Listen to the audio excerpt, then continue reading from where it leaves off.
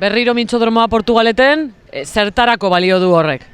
Bueno, pues euskaraz kaleetan ikusteko eta bueno, pues hau da gure mintzodromoa eta jende pilo bat espero dugu eta bueno, pues egun poloita ala, bueno, pues euskaraz mintzatzen. Hau da, zenbargarren mintzodromoa Portugaleten ez dakigu ja, Pues ez dakit, harrapatu nauzu, benetan ez dakit, iksagarrena izango du dela.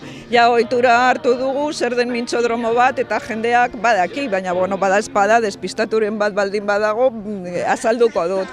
Elkartzen gara, pues, alik eta euskaldun gehien, herritik eta ondoko herrietatik ere noz edo noz, etorri zaizkigu batzuk, elkar ezagutzen dugu eta aprobetxatzen dugu, elkar ezagutzen dugula, urrengo batean, elkar ikusten dugunean, pues, euskaraz egiteko geure artean. Horretarako ere, euskaraldia badago, txapak erabili, badakigu, norekin egin dezakegun euskaraz, eta horregatik aurten txertatu dugu mintzodromoa euskaraldiaren barruan.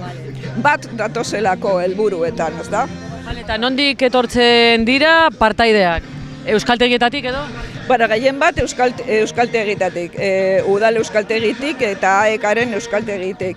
Udaletxetik etorriko dira bebai langile batzuk, aprobetxatuta hemen udaletxetik gertu gaudela, eta gero, pues, beste espontaneo batzuk, herritar solte batzuk ere apuntatu dira parte hartzera. Arratsaldeko saioan gauza bera. Zergaitik aldatu duzue kokapena? Normalean ez da ospatzen hemen Oruben Parantzan?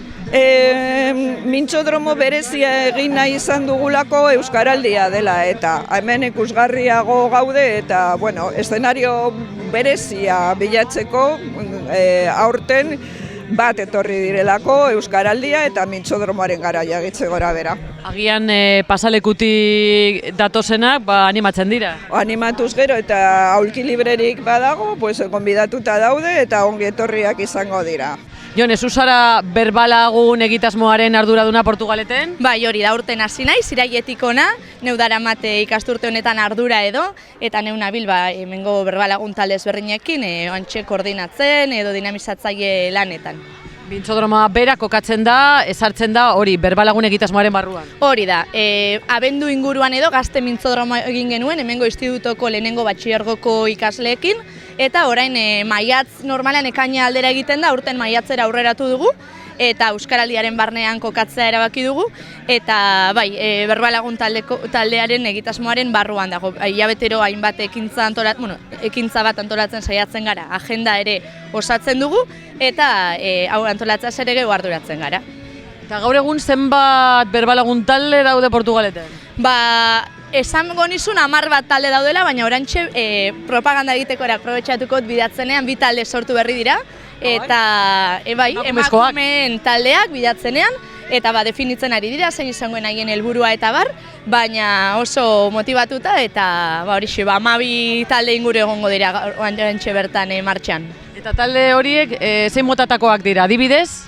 Denetarik, normalean taberna batean geratzen dira zeo zer hartzeko, ez dira xede taldeak edo helburu taldeak. Badaude batzuk bai, astelenetan paseo bat emateko eta ostiral goizetan ere paseo bat emateko geratzen dira. Baina oro har kafetxo bat hartu, kaina bat hartzeko eta euskaraz hitz egiteko. Gero ekintzak antolatzen ditugunetan hurbiltzen dira eta horixe bat, hemen daude adibidez berbalagun taldeko hainbat eta hainbat.